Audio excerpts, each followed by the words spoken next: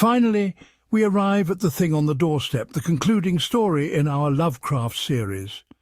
This narrative immediately draws you into a world of psychological intrigue and unsettling transformation, where identity itself becomes a shifting puzzle.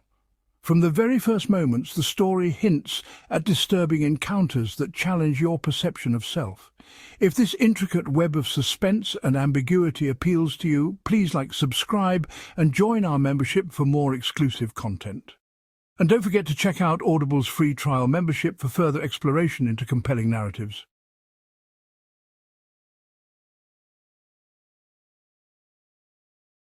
It is true that I have sent 6 bullets through the head of my best friend, and yet I hope to show by this statement that I am not his murderer. At first I shall be called a madman, madder than the man I shot in his cell at the Arkham Sanitarium. Later, some of my readers will weigh each statement, correlate it with the known facts, and ask themselves how I could have believed otherwise than as I did after facing the evidence of that horror, that thing on the doorstep. Until then, I also saw nothing but madness in the wild tales I have acted on. Even now I ask myself whether I was misled, or whether I am not mad after all. I do not know, but others have strange things to tell of Edward and Asenath Darby, and even the stolid police are at their wits' ends to account for that last terrible visit. They have tried weakly to concoct a theory of a ghastly jest or warning by discharged servants, yet they know in their hearts that the truth is something infinitely more terrible and incredible.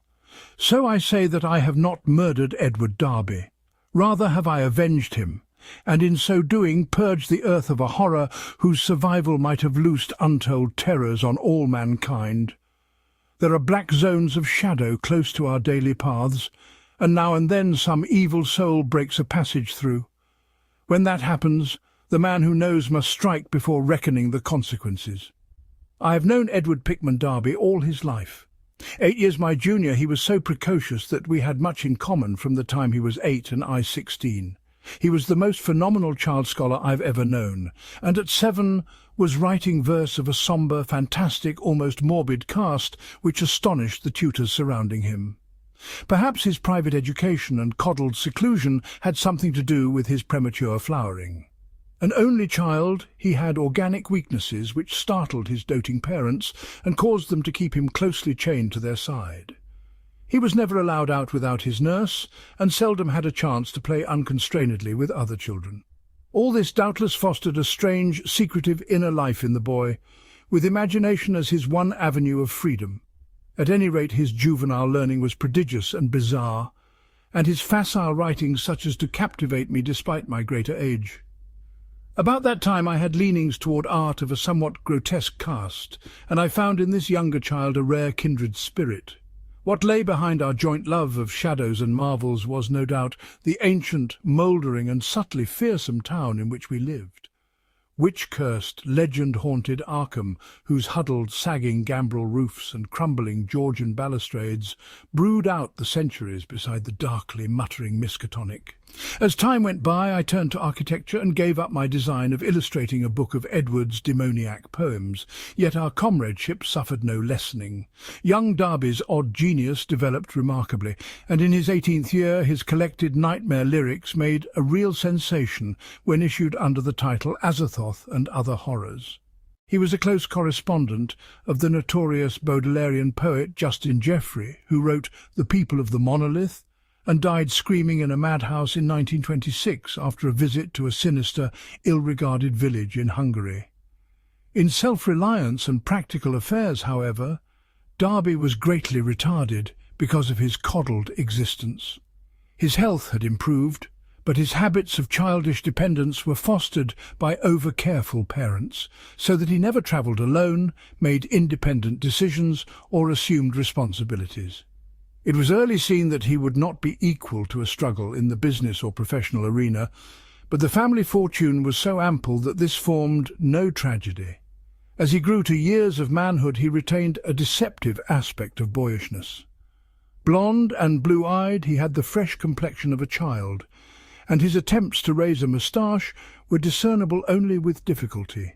His voice was soft and light, and his pampered, unexercised life gave him a juvenile chubbiness rather than the paunchiness of premature middle age.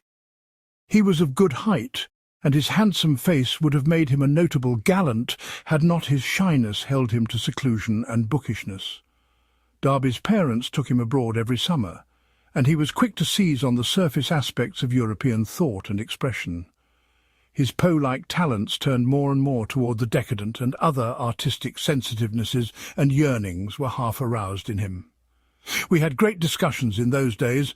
I had been through Harvard, had studied in a Boston architect's office, had married, and had finally returned to Arkham to practice my profession, settling in the family homestead in Saltonstall since my father had moved to Florida for his health. Edward used to call almost every evening, till I came to regard him as one of the household. He had a characteristic way of ringing the doorbell or sounding the knocker that grew to be a veritable code signal, so that after dinner I always listened for the familiar 3 brisk strokes followed by 2 more after a pause. Less frequently I would visit at his house and note with envy the obscure volumes in his constantly growing library. Darby went through Miskatonic University in Arkham, since his parents would not let him board away from them. He entered at 16 and completed his course in 3 years, majoring in English and French literature and receiving high marks in everything but mathematics and the sciences. He mingled very little with the other students, though looking enviously at the daring or bohemian set whose superficially smart language and meaninglessly ironic pose he aped, and whose dubious conduct he wished he dared adopt. What he did do was to become an almost fanatical devotee of subterranean magical lore, for which Miskatonic's library was and is famous. Always a dweller on the surface of fantasy and strangeness, he now delved deep into the actual runes and riddles left by a fabulous past for the guidance or puzzlement of posterity. He read things like the frightful Book of Ibon, the Unaussprechlichen Kulten of von Junst, and the forbidden Necronomicon of the mad Arab Abdul al-Hazred, though he did not tell his parents he had seen them. Edward was 20 when my son and only child was born, and seemed pleased when I named the newcomer Edward Darby Upton after him. By the time he was 25, Edward Darby was a prodigiously learned man and a fairly well-known poet and fantaisiste, though his lack of contacts and responsibilities had slowed down his literary growth by making his products derivative and over-bookish. I was perhaps his closest friend, finding him an inexhaustible mine of vital theoretical topics, while he relied on me for advice in whatever matters he did not wish to refer to his parents. He remained single, more through shyness, inertia, and parental protectiveness than through inclination, and moved in society only to the slightest and most perfunctory extent. When the war came, both health and ingrained timidity kept him at home. I went to Plattsburgh for a commission, but never got overseas, so the years wore on. Edward's mother died when he was 34, and for months he was incapacitated by some odd psychological malady. His father took him to Europe, however, and he managed to pull out of his trouble without visible effects. Afterward he seemed to feel a sort of grotesque exhilaration, as if of partial escape from some unseen bondage. He began to mingle in the more advanced college set despite his middle age, and was present at some extremely wild doings, on one occasion paying heavy blackmail, which he borrowed of me, to keep his presence at a certain affair from his father's notice. Some of the whispered rumours about the wild Miskatonic set were extremely singular. There was even talk of black magic, and of happenings utterly beyond credibility. Edward was 38 when he met Asenath Waite. She was, I judge, about 23 at the time, and was taking a special course in medieval metaphysics at Miskatonic. The daughter of a friend of mine had met her before, in the Hall School at Kingsport, and had been inclined to shun her because of her odd reputation. She was dark, smallish, and very good-looking except for over-protuberant eyes, but something in her expression alienated extremely sensitive people. It was, however, largely her origin and conversation which caused average folk to avoid her. She was one of the Innsmouth Waites, and dark legends have clustered for generations about crumbling, half-deserted Innsmouth and its people. There are tales of horrible bargains about the year 1850, and of a strange element not quite human in the ancient families of the run-down fishing port. Tales such as only old-time Yankees can devise and repeat with proper awesomeness. Asenath's case was aggravated by the fact that she was Ephraim Waite's daughter, the child of his old age by an unknown wife who always went veiled. Ephraim lived in a half-decayed mansion in Washington Street, Innsmouth, and those who had seen the place — Arkham folk avoid going to Innsmouth whenever they can — declared that the attic windows were always boarded, and that strange sounds sometimes floated from within as evening drew on. The old man was known to have been a prodigious magical student in his day, and legend averred that he could raise or quell storms at sea according to his whim. I had seen him once or twice in my youth as he came to Arkham to consult forbidden tomes at the college library, and had hated his wolfish saturnine face with its tangle of iron-grey beard. He had died insane, under rather queer circumstances, just before his daughter, by his will made a nominal ward of the principal, entered the Hall School, but she had been his morbidly avid pupil and looked fiendishly like him at times. The friend whose daughter had gone to school with Asenath Waite repeated many curious things when the news of Edward's acquaintance with her began to spread about. Asenath, it seemed, had posed as a kind of magician at school, and had really seemed able to accomplish some highly baffling marvels. She professed to be able to raise thunderstorms, though her seeming success was generally laid to some uncanny knack at prediction.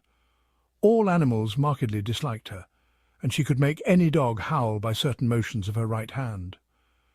There were times when she displayed snatches of knowledge and language very singular and very shocking for a young girl, when she would frighten her schoolmates with leers and winks of an inexplicable kind, and would seem to extract an obscene and zestful irony from her present situation. Most unusual, though, were the well-attested cases of her influence over other persons. She was, beyond question, a genuine hypnotist.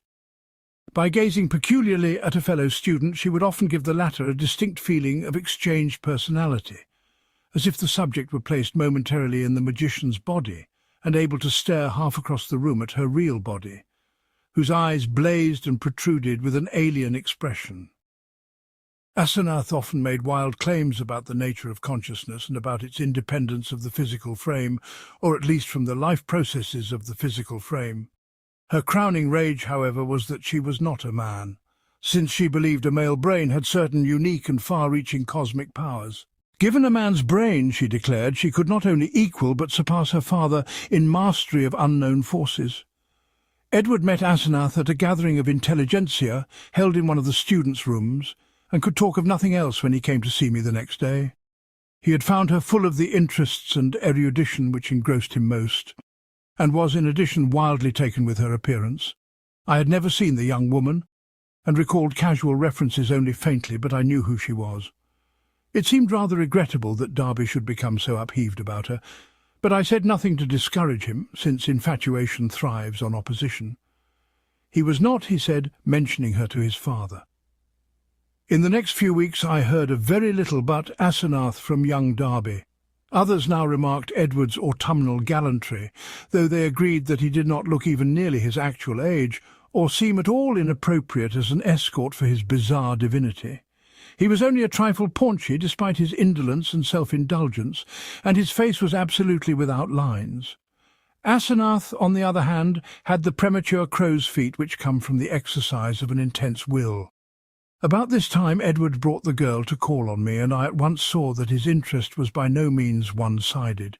She eyed him continually with an almost predatory air, and I perceived that their intimacy was beyond untangling. Soon afterward I had a visit from old Mr. Darby, whom I had always admired and respected. He had heard the tales of his son's new friendship, and had wormed the whole truth out of the boy. Edward meant to marry Asenath, and had even been looking at houses in the suburbs. Knowing my usually great influence with his son, the father wondered if I could help to break the ill-advised affair off, but I regretfully expressed my doubts. This time it was not a question of Edward's weak will, but of the woman's strong will. The perennial child had transferred his dependence from the parental image to a new and stronger image, and nothing could be done about it. The wedding was performed a month later, by a justice of the peace, according to the bride's request. Mr. Darby, at my advice, offered no opposition, and he, my wife, my son and I attended the brief ceremony, the other guests being wild young people from the college. Asenath had bought the old Crown and Shield place in the country at the end of High Street, and they proposed to settle there after a short trip to Innsmouth, whence 3 servants and some books and household goods were to be brought. It was probably not so much consideration for Edward and his father as a personal wish to be near the college, its library, and its crowd of sophisticates, that made Asenath settle in Arkham instead of returning permanently home. When Edward called on me after the honeymoon, I thought he looked slightly changed. Asenath had made him get rid of the undeveloped moustache, but there was more than that. He looked soberer and more thoughtful, his habitual pout of childish rebelliousness being exchanged for a look almost of genuine sadness. I was puzzled to decide whether I liked or disliked the change. Certainly he seemed for the moment more normally adult than ever before. Perhaps the marriage was a good thing. Might not the change of dependence form a start toward actual neutralization, leading ultimately to responsible independence? He came alone, for Asenath was very busy. She had brought a vast store of books and apparatus from Innsmouth. Darby shuddered as he spoke the name, and was finishing the restoration of the Crown and Shield house and grounds. Her home in that town was a rather disquieting place, but certain objects in it had taught him some surprising things. He was progressing fast in esoteric lore now that he had Asenath's guidance. Some of the experiments she proposed were very daring and radical. He did not feel at liberty to describe them, but he had confidence in her powers and intentions. The 3 servants were very queer, an incredibly aged couple who had been with old Ephraim and referred occasionally to him and to Asenath's dead mother in a cryptic way, and a swarthy young wench who had marked anomalies of feature and seemed to exude a perpetual odour of fish. For the next 2 years I saw less and less of Darby. A fortnight would sometimes slip by without the familiar 3 and 2 strokes at the front door, and when he did call, or when, as happened with increasing infrequency, I called on him, he was very little disposed to converse on vital topics. He had become secretive about those occult studies which he used to describe and discuss so minutely, and preferred not to talk of his wife. She had aged tremendously since her marriage till now. Oddly enough, she seemed the elder of the 2. Her face held the most concentratedly determined expression I had ever seen, and her whole aspect seemed to gain a vague, unplaceable repulsiveness. My wife and son noticed it as much as I, and we all ceased gradually to call on her, for which, Edward admitted in one of his boyishly tactless moments, she was unmitigatedly grateful. Occasionally the Darbys would go on long trips, ostensibly to Europe, though Edward sometimes hinted at obscurer destinations. It was after the first year that people began talking about the change in Edward Darby. It was very casual talk, for the change was purely psychological, but it brought up some interesting points. Now and then, it seemed, Edward was observed to wear an expression and to do things wholly incompatible with his usual flabby nature. For example, although in the old days he could not drive a car, he was now seen occasionally to dash into or out of the old Crown and Shield driveway with Asenath's powerful Packard, handling it like a master, and meeting traffic entanglements with a skill and determination utterly alien to his accustomed nature. In such cases he seemed always to be just back from some trip or just starting on one. What sort of trip, no one could guess, although he mostly favoured the Innsmouth road. Oddly, the metamorphosis did not seem altogether pleasing. People said he looked too much like his wife, or like old Ephraim Waite himself in these moments. Or perhaps these moments seemed unnatural, because they were so rare. Sometimes, hours after starting out in this way, he would return listlessly sprawled on the rear seat of the car while an obviously hired chauffeur or mechanic drove. Also, his preponderant aspect on the streets during his decreasing round of social contacts, including, I may say, his calls on me, was the old-time indecisive one, its irresponsible childishness even more marked than in the past. While Asenath's face aged, Edward's, aside from those exceptional occasions, actually relaxed into a kind of exaggerated immaturity, save when a trace of the new sadness or understanding would flash across it. It was really very puzzling. Meanwhile, the Darbys almost dropped out of the gay college circle. Not through their own disgust, we heard, but because something about their present studies shocked even the most callous of the other decadents. It was in the 3rd year of the marriage that Edward began to hint openly to me of a certain fear and dissatisfaction. He would let fall remarks about things going too far and would talk darkly about the need of saving his identity. At first I ignored such references, but in time I began to question him guardedly, remembering what my friend's daughter had said about Asenath's hypnotic influence over the other girls at school. The cases where students had thought they were in her body looking across the room at themselves. This questioning seemed to make him at once alarmed and grateful, and once he mumbled something about having a serious talk with me later. About this time old Mr. Darby died, for which I was afterward very thankful. Edward was badly upset, though by no means disorganized. He had seen astonishingly little of his parents since his marriage, for Asenath had concentrated in herself all his vital sense of family linkage. Some called him callous in his loss, especially since those jaunty and confident moods in the car began to increase. He now wished to move back into the old Darby mansion, but Asenath insisted on staying in the Crown and Shield house, to which she had become well adjusted. Not long afterward, my wife heard a curious thing from a friend, one of the few who had not dropped the Darbys. She had been out to the end of High Saint to call on the couple, and had seen a car shoot briskly out of the drive with Edward's oddly confident and almost sneering face above the wheel. Ringing the bell, she had been told by the repulsive wench that Asenath was also out, but had chanced to look up at the house in leaving. There, at one of Edward's library windows, she had glimpsed a hastily withdrawn face, a face whose expression of pain, defeat, and wistful hopelessness was poignant beyond description. It was, incredibly enough in view of its usual domineering cast, Asenath's. Yet the caller had vowed that in that instant the sad, muddled eyes of poor Edward were gazing out from it. Edward's calls now grew a trifle more frequent, and his hints occasionally became concrete. What he said was not to be believed, even in centuried and legend-haunted Arkham, but he threw out his dark lore with a sincerity and convincingness which made one fear for his sanity.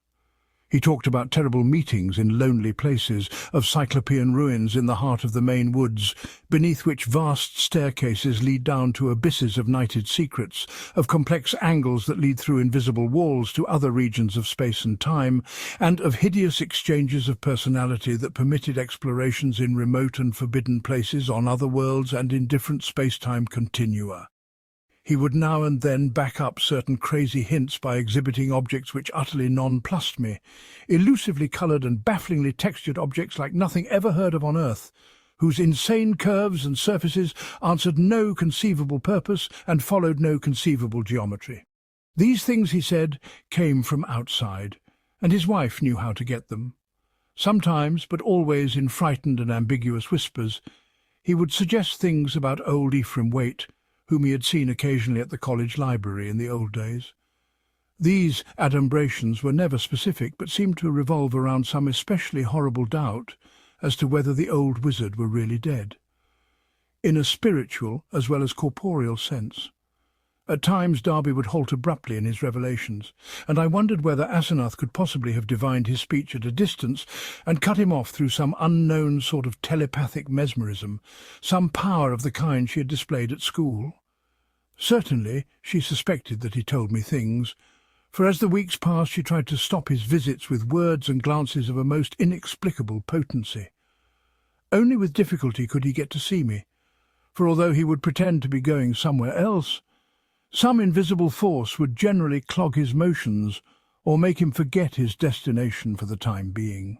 His visits usually came when Asenath was away in her own body, as he once oddly put it. She always found out later.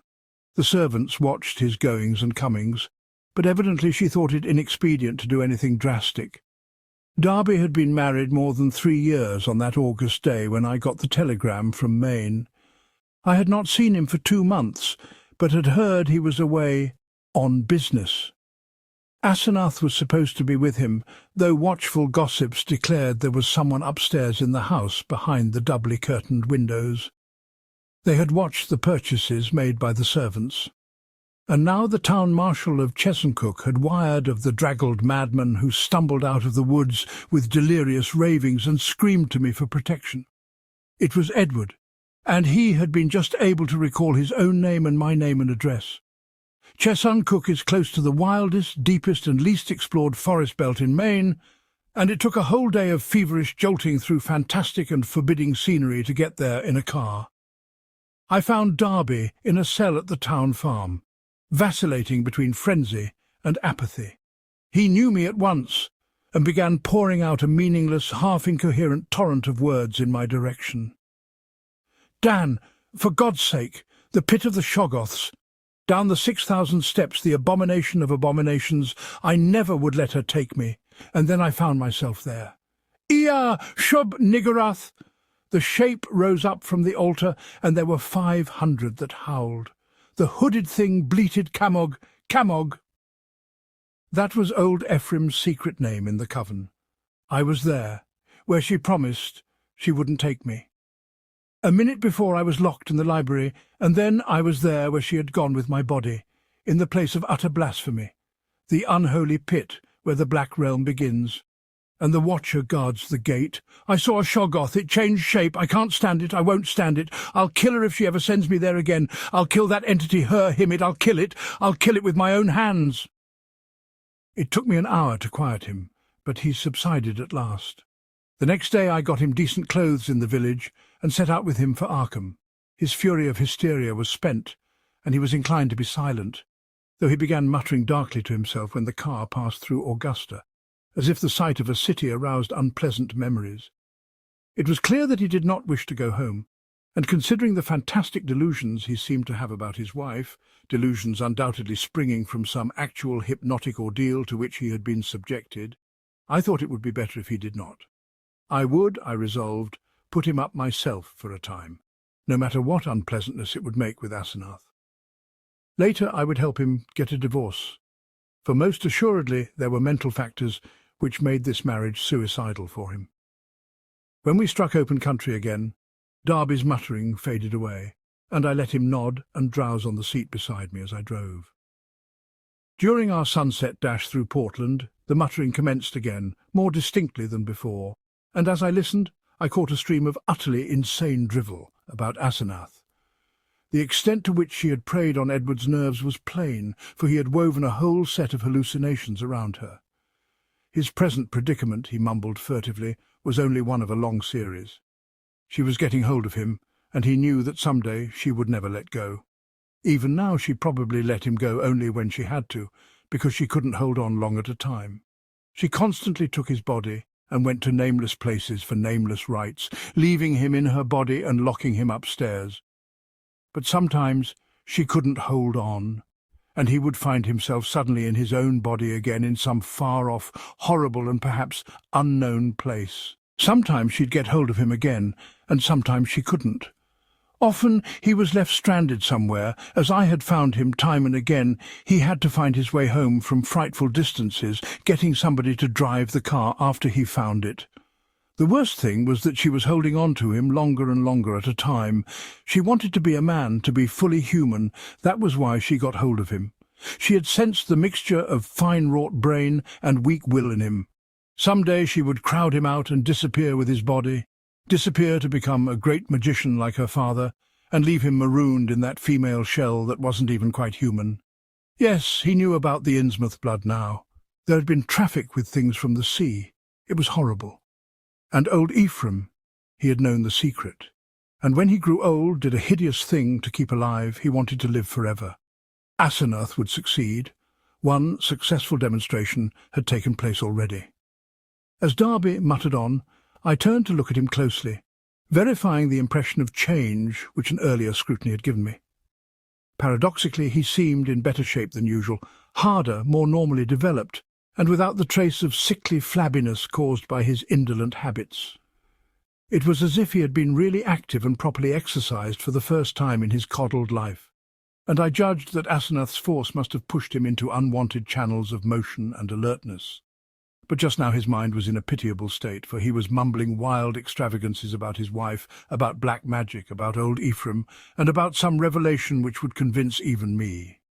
He repeated names which I recognized from bygone browsings in forbidden volumes, and at times made me shudder with a certain thread of mythological consistency, of convincing coherence, which ran through his maundering. Again and again he would pause, as if to gather courage for some final and terrible disclosure. Dan, don't you remember him? The wild eyes and the unkempt beard that never turned white. He glared at me once, and I never forgot it. Now she glares that way, and I know why. He found it in the Necronomicon, the formula. I don't dare tell you the page yet, but when I do, you can read and understand. Then you will know what has engulfed me. On, body to body to body, he means never to die. The life glow, he knows how to break the link. It can flicker on a while, even when the body is dead. I'll give you hints, and maybe you'll guess. Listen, Dan, do you know why my wife always takes such pains with that silly backhand writing? Have you ever seen a manuscript of old Ephraim's? Do you want to know why I shivered when I saw some hasty notes Asenath had jotted down?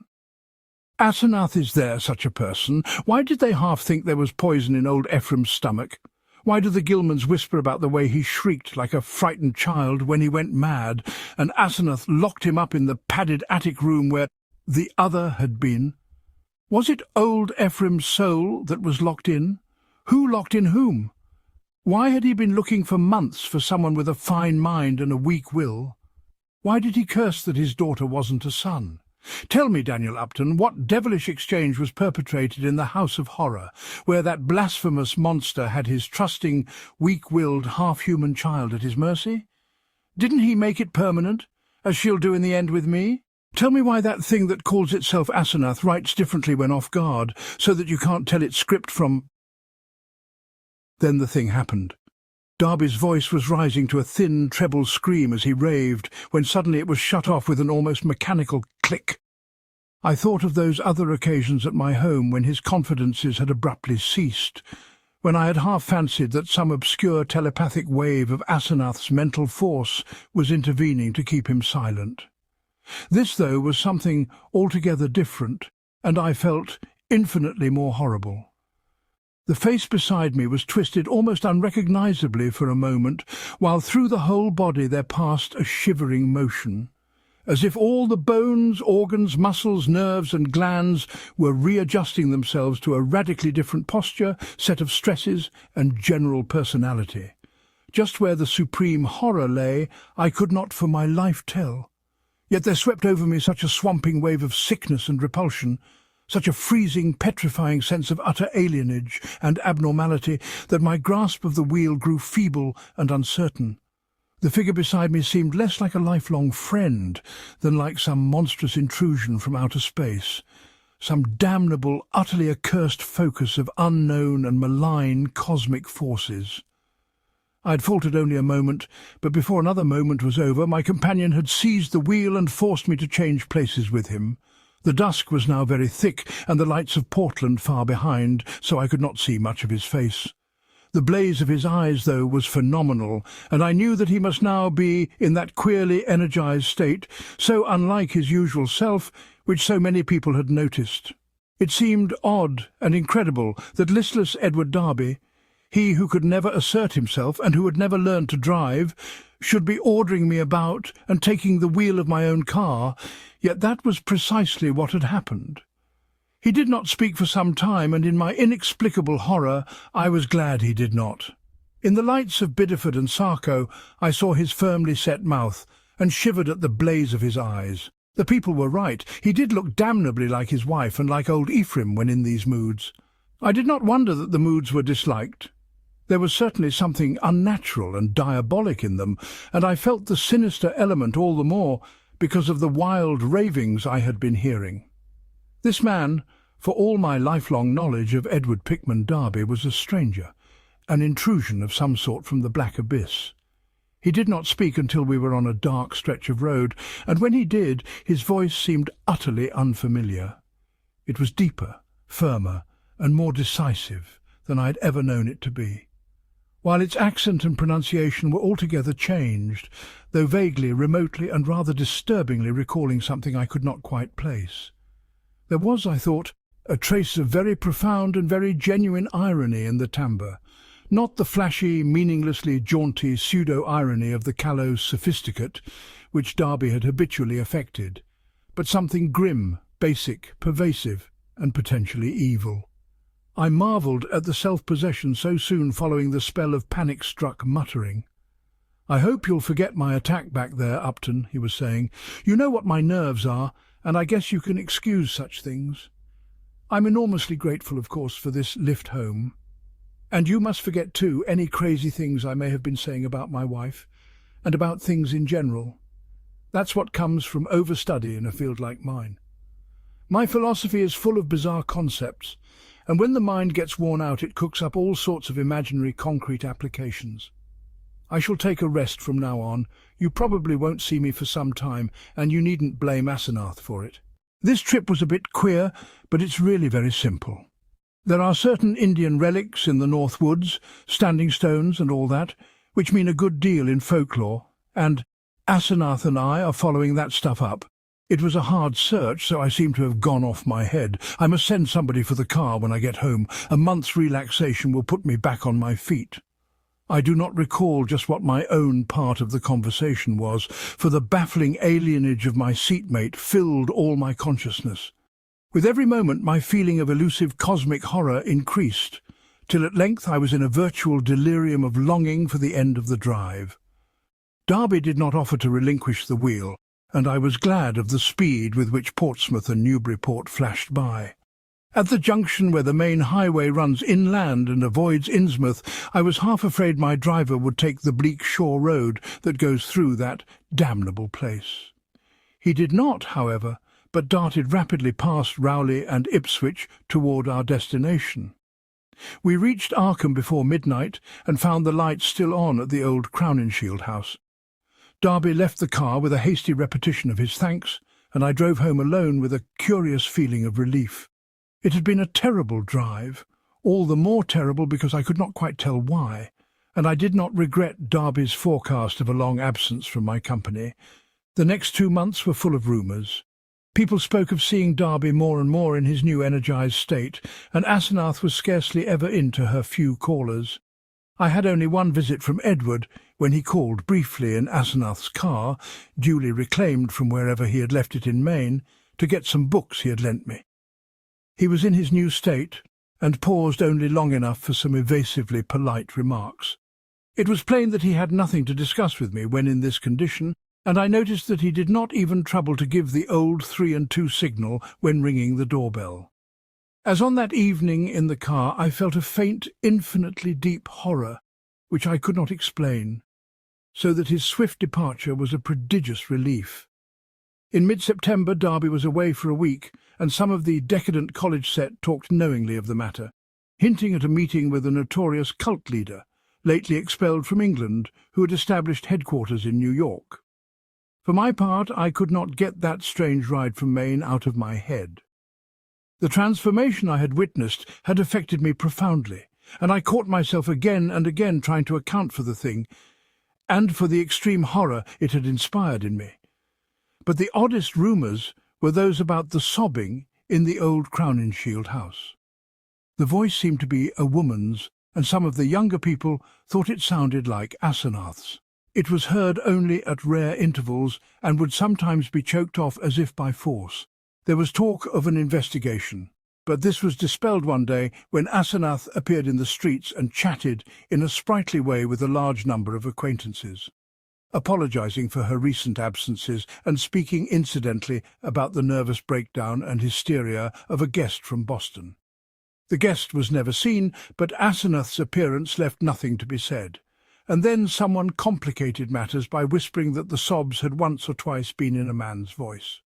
One evening in mid-October I heard the familiar 3 and 2 ring at the front door. Answering it myself, I found Edward on the steps, and saw in a moment that his personality was the old one which I had not encountered since the day of his ravings on that terrible ride from Chesuncook. His face was twitching with a mixture of odd emotions in which fear and triumph seemed to share dominion, and he looked furtively over his shoulder as I closed the door behind him. Following me clumsily to the study, he asked for some whisky to steady his nerves. I forbore to question him, but waited till he felt like beginning whatever he wanted to say. At length he ventured some information in a choking voice. "Asenath has gone, Dan. We had a long talk last night while the servants were out, and I made her promise to stop preying on me. Of course, I had certain occult defences I never told you about. She had to give in, but got frightfully angry. Just packed up and started for New York. Walked right out to catch the 8:20 into Boston. I suppose people will talk, but I can't help that. You needn't mention that there was any trouble. Just say she's gone on a long research trip. She's probably going to stay with one of her horrible groups of devotees. I hope she'll go west and get a divorce. Anyhow, I've made her promise to keep away and let me alone. It was horrible, Dan. She was stealing my body, crowding me out, making a prisoner of me. I laid low and pretended to let her do it, but I had to be on the watch. I could plan if I was careful, for she can't read my mind literally or in detail. All she could read of my planning was a sort of general mood of rebellion, and she always thought I was helpless. Never thought I could get the best of her, but I had a spell or two that worked." Darby looked over his shoulder and took some more whiskey. "I paid off those damned servants this morning when they got back. They were ugly about it and asked questions, but they went. They're her kind, Innsmouth people, and were hand and glove with her. I hope they'll let me alone. I didn't like the way they laughed when they walked away. I must get as many of Dad's old servants again as I can. I'll move back home now. I suppose you think I'm crazy, Dan, but Arkham history ought to hint at things that back up what I've told you, and what I'm going to tell you. You've seen one of the changes, too. In your car after I told you about Asenath, that day coming home from Maine. That was when she got me, drove me out of my body. The last thing of the ride I remember was when I was all worked up trying to tell you what that she-devil is. Then she got me, and in a flash I was back at the house, in the library, where those damned servants had me locked up, and in that cursed fiend's body that isn't even human. You know, it was she. You must have ridden home with that praying wolf in my body. You ought to have known the difference." I shuddered as Darby paused. Surely I had known the difference, yet could I accept an explanation as insane as this? But my distracted caller was growing even wilder. "I had to save myself. I had to, Dan. She'd have got me for good at Hallowmass. They hold a Sabbath up there beyond Chesuncook, and the sacrifice would have clinched things. She'd have got me for good. She'd have been I, and I'd have been she forever too late. My body'd have been hers for good. She'd have been a man, and fully human, just as she wanted to be.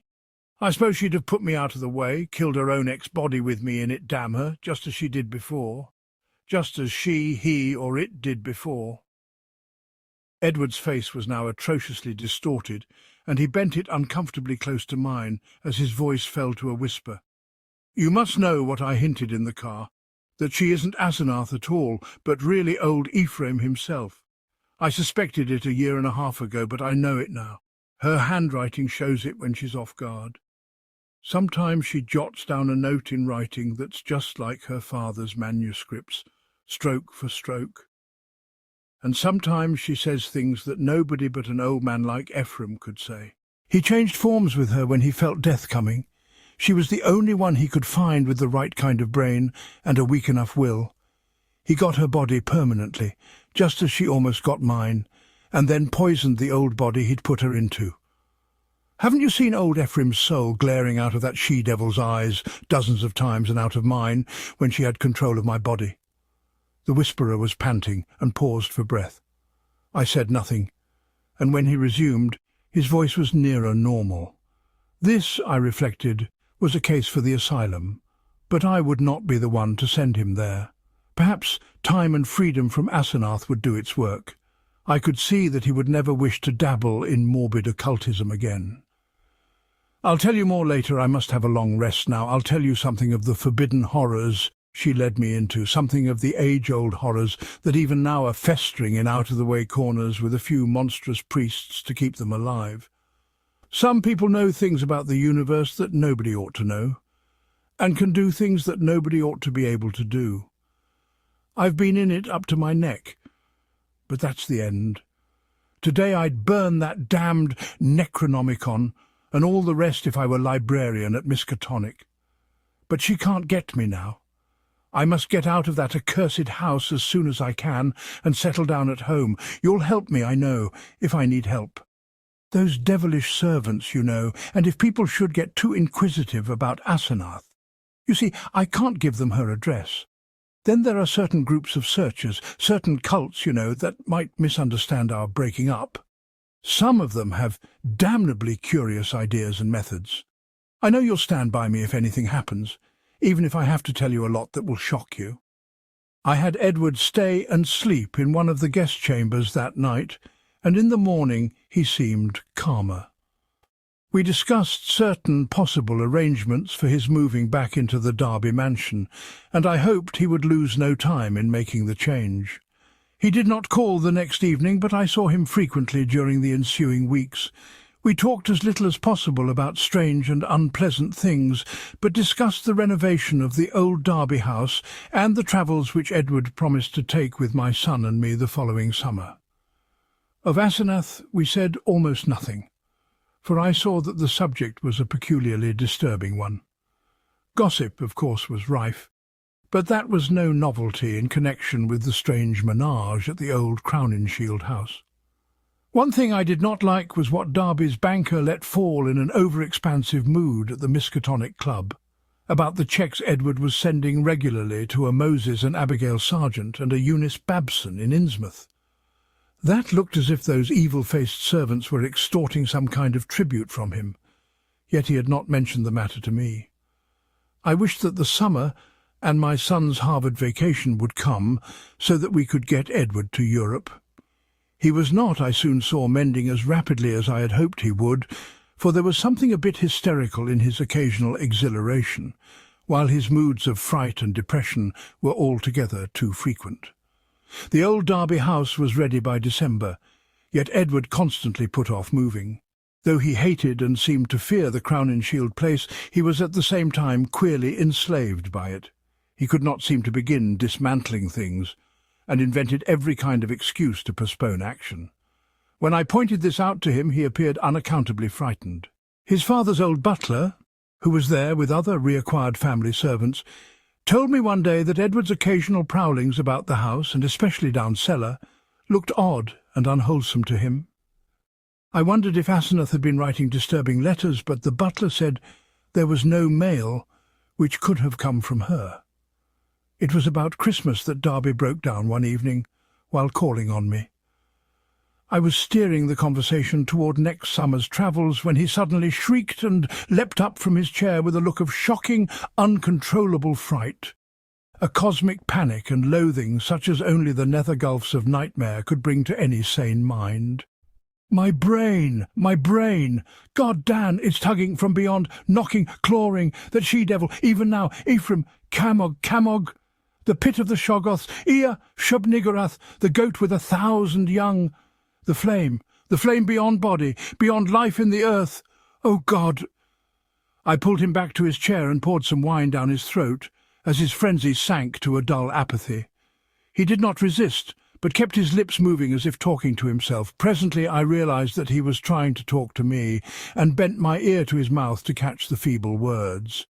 Again she's trying. I might have known nothing can stop that force. Not distance, nor magic, nor death. It comes and comes. Mostly in the night. I can't leave. It's horrible. Oh, God, Dan, if you only knew as I do just how horrible it is. When he had slumped down into a stupor, I propped him with pillows and let normal sleep overtake him. I did not call a doctor, for I knew what would be said of his sanity and wished to give nature a chance if I possibly could. He waked at midnight and I put him to bed upstairs, but he was gone by morning.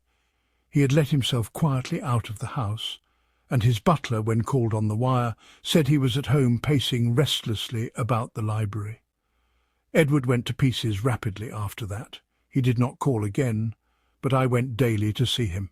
He would always be sitting in his library, staring at nothing and having an air of abnormal listening.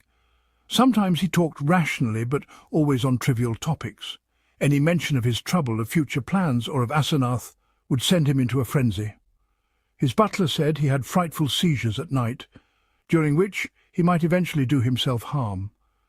I had a long talk with his doctor, banker, and lawyer, and finally took the physician with 2 specialist colleagues to visit him.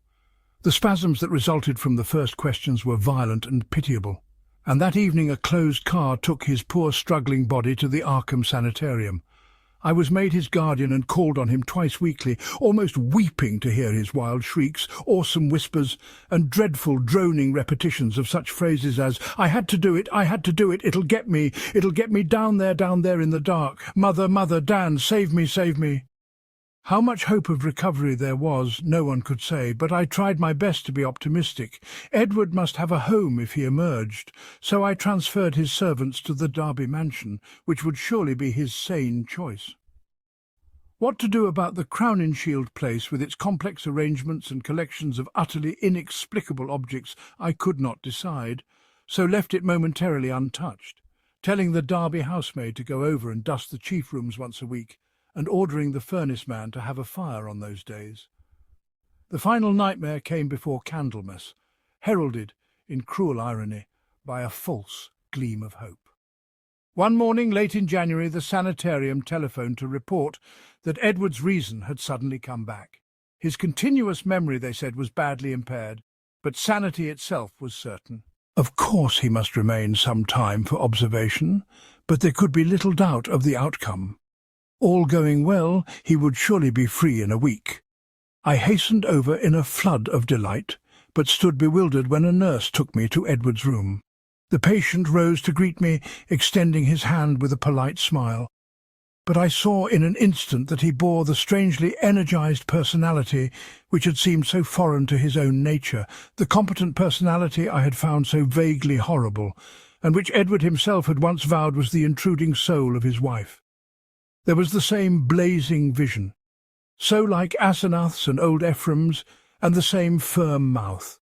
And when he spoke, I could sense the same grim, pervasive irony in his voice, the deep irony so redolent of potential evil. This was the person who had driven my car through the night 5 months before, the person I had not seen since that brief call when he had forgotten the old-time doorbell signal and stirred such nebulous fears in me. And now he filled me with the same dim feeling of blasphemous alienage and ineffable cosmic hideousness. He spoke affably of arrangements for release, and there was nothing for me to do but assent, despite some remarkable gaps in his recent memories. Yet I felt that something was terribly, inexplicably wrong and abnormal. There were horrors in this thing that I could not reach. This was a sane person. But was it indeed the Edward Derby I had known? If not, who or what was it, and where was Edward? Ought it to be free or confined, or ought it to be extirpated from the face of the earth? There was a hint of the abysmally sardonic in everything the creature said. The Asenath-like eyes lent a special and baffling mockery to certain words about the early liberty earned by an especially close confinement. I must have behaved very awkwardly, and was glad to beat a retreat. All that day and the next I racked my brain over the problem. What had happened? What sort of mind looked out through those alien eyes in Edward's face? I could think of nothing but this dimly terrible enigma, and gave up all efforts to perform my usual work. The second morning the hospital called up to say that the recovered patient was unchanged, and by evening I was close to a nervous collapse, a state, I admit, though others will vow it coloured my subsequent vision. I have nothing to say on this point except that no madness of mine could account for all the evidence. It was in the night, after that second evening, that stark, utter horror burst over me and weighted my spirit with a black, clutching panic from which it can never shake free. It began with a telephone call just before midnight. I was the only one up, and sleepily took down the receiver in the library. No one seemed to be on the wire, and I was about to hang up and go to bed when my ear caught a very faint suspicion of sound at the other end. Was someone trying under great difficulties to talk? As I listened, I thought I heard a sort of half-liquid bubbling noise. Glub, glub, glub, which had an odd suggestion of inarticulate, unintelligible word and syllable divisions. I called, "Who is it?" But the only answer was glub, glub, glub, glub. I could only assume that the noise was mechanical, but fancying that it might be a case of a broken instrument able to receive but not to send, I added, "I can't hear you. Better hang up and try information." Immediately I heard the receiver go on the hook at the other end. This, I say, was just before midnight. When that call was traced afterward, it was found to come from the old Crowninshield house, though it was fully half a week from the housemaid's day to be there. I shall only hint what was found at that house. The upheaval in a remote cellar storeroom, the tracks, the dirt, the hastily rifled wardrobe, the baffling marks on the telephone, the clumsily used stationery, and the detestable stench lingering over everything. The police, poor fools, have their smug little theories, and are still searching for those sinister discharged servants who have dropped out of sight amidst the present furore. They speak of a ghoulish revenge for things that were done, and say I was included because I was Edward's best friend and adviser. Idiots! Do they fancy those brutish clowns could have forged that handwriting? Do they fancy they could have brought what later came? Are they blind to the changes in that body that was Edward's? As for me, I now believe all that Edward Darby ever told me. There are horrors beyond life's edge that we do not suspect, and once in a while man's evil prying calls them just within our range. Ephraim, Asenath, that devil called them in, and they engulfed Edward as they are engulfing me. Can I be sure that I am safe? Those powers survive the life of the physical form. The next day, in the afternoon, when I pulled out of my prostration and was able to walk and talk coherently, I went to the madhouse and shot him dead for Edward's and the world's sake. But can I be sure till he is cremated? They are keeping the body for some silly autopsies by different doctors. But I say he must be cremated. He must be cremated. He who was not Edward Darby when I shot him. I shall go mad if he is not, for I may be the next. But my will is not weak, and I shall not let it be undermined by the terrors I know are seething around it. One life, Ephraim, Asenath, and Edward. Who now? I will not be driven out of my body. I will not change souls with that bullet-ridden lich in the madhouse. But let me try to tell coherently of that final horror. I will not speak of what the police persistently ignored, the tales of that dwarfed, grotesque, malodorous thing met by at least 3 wayfarers in High Saint just before 2 o'clock, and the nature of the single footprints in certain places. I will say only that just about 2 the doorbell and knocker waked me. Doorbell and knocker both, plied alternately and uncertainly in a kind of weak desperation, and each trying to keep to Edward's old signal of 3 and 2 strokes. Roused from sound sleep, my mind leaped into a turmoil. Darby at the door, and remembering the old code. That new personality had not remembered it was Edward, suddenly back in his rightful state. Why was he here in such evident stress and haste? Had he been released ahead of time, or had he escaped? Perhaps, I thought, as I flung on a robe and bounded downstairs, his return to his own self had brought raving and violence, revoking his discharge and driving him to a desperate dash for freedom. Whatever had happened, he was good old Edward again, and I would help him. When I opened the door into the elm-arched blackness, a gust of insufferably fetid wind almost flung me prostrate. I choked in nausea, and for a second scarcely saw the dwarfed, humped figure on the steps. The summons had been Edward's, but who was this foul, stunted parody? Where had Edward had time to go? His ring had sounded only a second before the door opened. The caller had on one of Edward's overcoats, its bottom almost touching the ground, and its sleeves rolled back, yet still covering the hands. On the head was a slouch hat pulled low, while a black silk muffler concealed the face.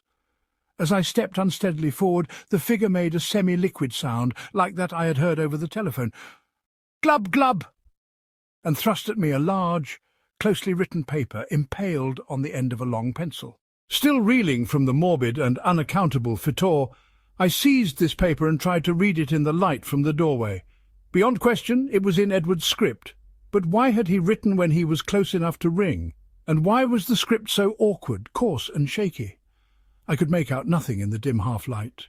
So edged back into the hall, the dwarf figure clumping mechanically after, but pausing on the inner door's threshold. The odour of this singular messenger was really appalling, and I hoped, not in vain, thank God, that my wife would not wake and confront it. Then, as I read the paper, I felt my knees give under me and my vision go black. I was lying on the floor when I came to, that accursed sheet still clutched in my fear-rigid hand. This is what it said. "Dan, go to the sanitarium and kill it. Exterminate it. It isn't Edward Darby any more. She got me. It's Asenath. And she has been dead 3 months and a half. I lied when I said she had gone away. I killed her. I had to. It was sudden, but we were alone, and I was in my right body. I saw a candlestick and smashed her head in. She would have got me for good at Hallowmass. I buried her in the farther cellar storeroom, under some old boxes, and cleaned up all the traces. The servants suspected next morning, but they have such secrets that they dare not tell the police. I sent them off, but God knows what they and others of the cult will do. I thought for a while I was all right, and then I felt the tugging at my brain. I knew what it was. I ought to have remembered. A soul like hers, or Ephraim's, is half detached and keeps right on after death as long as the body lasts. She was getting me, making me change bodies with her, seizing my body and putting me in that corpse of hers buried in the cellar. I knew what was coming, that's why I snapped and had to go to the asylum. Then it came. I found myself choked in the dark, in Asenath's rotting carcass, down there in the cellar under the boxes where I put it. And I knew she must be in my body at the sanitarium, permanently, for it was after Hallowmass, and the sacrifice would work even without her being there, sane and ready for release as a menace to the world. I was desperate, and in spite of everything I clawed my way out. I'm too far gone to talk. I couldn't manage to telephone, but I can still write. I'll get fixed up somehow and bring you this last word and warning. Kill that fiend if you value the peace and comfort of the world. See that it is cremated. If you don't, it will live on, body to body forever, and I can't tell you what it will do. Keep clear of black magic, Dan. It's the devil's business. Goodbye. You've been a great friend. Tell the police whatever they'll believe, and I'm damnably sorry to drag all this on you. I'll be at peace before long. This thing won't hold together much more. Hope you can read this and kill that thing. Kill it. Yours, Ed. It was only afterward that I read the last half of this paper, for I had fainted at the end of the third paragraph. I fainted again when I saw and smelled what cluttered up the threshold where the warm air had struck it. The messenger would not move or have consciousness any more. The butler, tougher-fibred than I, did not faint at what met him in the hall in the morning. Instead he telephoned the police. When they came I had been taken upstairs to bed, but the other mass lay where it had collapsed in the night. The men put handkerchiefs to their noses. What they finally found inside Edward's oddly assorted clothes was mostly liquescent horror. There were bones, too, and a crushed-in skull. Some dental work positively identified the skull as Asenath's.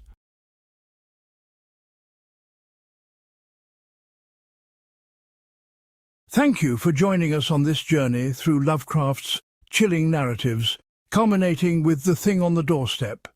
Its exploration of identity and transformation leaves you with lingering questions and a sense of profound unease.